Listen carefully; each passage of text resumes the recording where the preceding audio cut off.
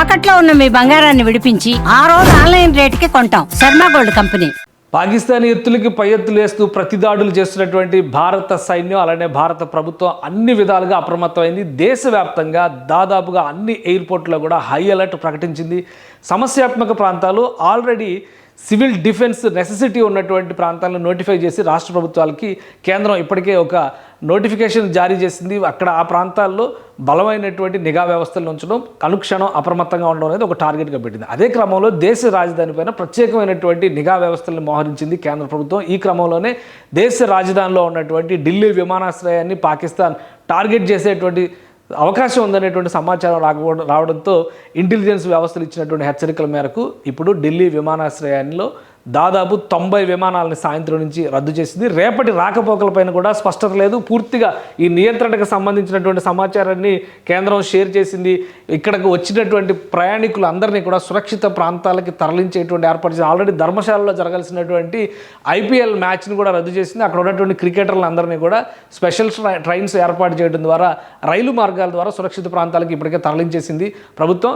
So Delhi ఎయిర్పోర్టుకు సంబంధించి very high alert ఉన్న నేపథ్యంలో 90 విమానాలు రద్దు చేసింది. అక్కడికి వచ్చినటువంటి ప్రయాణికులందరినీ కూడా క్షుణ్ణంగా తనిఖీ చేసి సురక్షిత ప్రాంతాలకు తరలించేటువంటి ఏర్పాటు చేస్తుంది. రేపు కూడా ప్రయాణాలకు సంబంధించి రాకపోకలకు సంబంధించి స్టేటస్ కో ఉంటుంది. అంటే ఇదే పరిస్థితి కొనసాగేటువంటి అవకాశం ఉంటుంది. అంటే ఆల్మోస్ట్ ఢిల్లీ ఎయిర్పోర్ట్ను కూడా నిలుపుదల చేస్తున్నట్టుగా ఒక విధంగా చెప్పాలంటే ఇండియాలో వెస్ట్ ఇండియాకి సంబంధించి వెస్ట్రన్ పార్ట్కి సంబంధించినటువంటి విమానాశ్రయాలు అన్నిటిలో కూడా దాదాపు 27 విమానాశ్రయాల్ని నిన్న సాయంత్రం నుంచే భారత ప్రభుత్వం మూసివేసింది. ఏ క్షణమైనా కానీ పాకిస్తాన్ వీటిపైన దాడి చేసేటువంటి వ్యూహం చేస్తున్నట్టుగా సమాచారం ఇంటెలిజెన్స్ వ్యవస్థల నుంచి రావడంతో హై అలర్ట్ను ప్రకటించింది. జమ్మూ విమానాశ్రయాన్ని టార్గెట్ చేసి రాత్రి 8 గంటల నుంచి పాకిస్తాన్ సైన్యం చేస్తున్నటువంటి క్షిపణి దాడులను తిప్పికొట్టడంలో భారతదేశం సక్సెస్ అయింది. అదే క్రమంలో దేశంలోనే ప్రతిష్టాత్మకమైనటువంటి రాజధాని ప్రాంత ఎయిర్పోర్ట్ కాబట్టి ఢిల్లీ విమానాశ్రయం విషయంలో మరింత అప్రమత్తతని కేంద్ర ప్రభుత్వం ప్రకటించింది.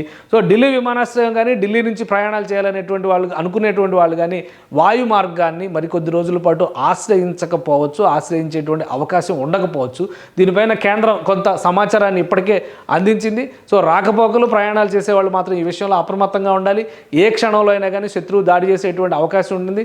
శత్రు వ్యవస్థలన్నీ కూడా దాదాపు నిర్వీర్యం చేసినా కానీ ముప్పు ఏ రూపంలో వస్తుందో కానీ తెలియదు కాబట్టి ముందు జాగ్రత్తగా ఒక రోజు పాటు ఢిల్లీ విమానాశ్రయం పూర్తి నిర్బంధంలో ఉండేటువంటి అవకాశం కనిపిస్తుంది. కాబట్టి పరిస్థితిని సమీక్షించిన తర్వాత తదుపరి చర్యల్ని భారత ప్రభుత్వం తీసుకుంటుంది. అలానే దేశవ్యాప్తంగా ఉన్నటువంటి అన్ని విమానాశ్రయాల్లో కూడా హై అలర్ట్ని అమలు చేయాల్సిందిగా 48 గంటల పాటు హై అలర్ట్ని అమలు చేయాల్సిందిగా కేంద్రం కొన్ని మార్గదర్శకాలను జారీ చేసింది. వీటితో పాటు దేశ సరిహద్దులు ముఖ్యంగా సీ కోస్ట్లు తీర ప్రాంతాల్లో కూడా అప్రమత్తతను ప్రకటించింది. శత్రువు ఎటు నుంచి అయినా కానీ దాడి చేసేటువంటి అవకాశం ఉంటుంది. ప్రస్తుతం శత్రువు నిరాయుధుడైపోయినటువంటి పరిస్థితి లేదా నిశ్చేష్టుడైనటువంటి స్థితిలో ఏమి చేయాలనేటువంటి విషయంలో ఒక ఆలోచన రాక నిమ్మకుండవచ్చు. కానీ తర్వాత తేరుకుని చేసేటువంటి ప్రతిదాడి కూడా తీవ్రంగా ఉంటుంది. కాబట్టి ముందుగానే హెచ్చరికలు జారీ చేయడం ద్వారా ఒక పౌర సమాజానికి కావలసినటువంటి వ్యవస్థలకి సరైనటువంటి భద్రత కల్పించేటువంటి ప్రణాళికని భారత ప్రభుత్వం ఇప్పటికే అమలు చేస్తుంది. అలానే కేంద్ర ప్రభుత్వం హై అలర్ట్ అమలు చేసేటువంటి క్రమంలోనే కేంద్ర హోంశాఖ వివిధ రాష్ట్రాల డీజీపీలతో వివిధ రాష్ట్రాల్లో ఉన్నటువంటి ప్రత్యేకమైన పరిస్థితులపైన అధ్యయనం చేయడం, అలానే ఆయా ప్రాంతాల్లో ఉన్నటువంటి సమస్యాత్మక లేదా సున్నితమైనటువంటి ప్రదేశాలపైన ప్రత్యేక నిఘాని పెట్టాల్సిందిగా డైరెక్షన్స్ని జారీ చేసింది కేంద్ర ప్రభుత్వం. సో ఒక 2 రోజుల పాటు దేశమంతటా కూడా హై అలర్ట్, ఒక విధంగా ఎమర్జెన్సీ లాంటి సిచ్యువేషన్ ఉండేటువంటి అవకాశం ఉంది. పాకిస్తాన్ మళ్ళీ ప్రతిదాడి అని కారు కోతలు కూస్తుందా, ఈ దెబ్బతో పరాభవానికి బుద్ధి తెచ్చుకుని సరెండర్ అయ్యి చర్చలకు సిద్ధమవుతుందా అనేది చూడాలి. ప్రధానమైనటువంటి 12 నగరాలని పాకిస్తాన్లో ఉన్న 12 నగరాలపైన కూడా అటాక్స్ చేసింది. పౌర సమాజం పైన కానీ పౌర ఆవాసాలపైన కానీ ఎక్కడ కూడా భారతదేశం అటాక్స్ చేయలేదు. ఇప్పటివరకు వస్తున్నటువంటి సమాచారాన్ని బట్టి చూస్తే కనుక పాకిస్తాన్కి సంబంధించిన సైనిక వ్యవస్థలపైనే దాడి చేసింది.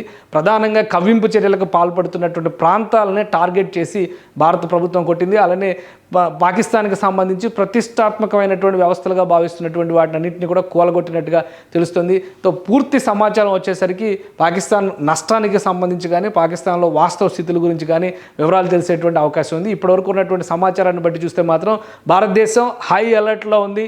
ఏ క్షణంలో అయినా కానీ ఎలాంటి పరిస్థితి వచ్చినా ఎదుర్కోవడానికి సంసిద్ధంగా ఉంది. దౌత్యపరమైనటువంటి వ్యూహాలు కూడా వేస్తుంది. ఒకవైపు ఇటు పాకిస్తాన్కి ప్రతిదాడి చేస్తూ సమాధానం చెబుతూనే మరోవైపు అమెరికా, రష్యా, అలానే EU, ఇండియా అంటే యూరోపియన్ యూనియన్కి సంబంధించినటువంటి కీలకమైన దేశాలకు సంబంధించిన ప్రతినిధులతో కంటిన్యూస్గా చర్చలు జరుపుతోంది.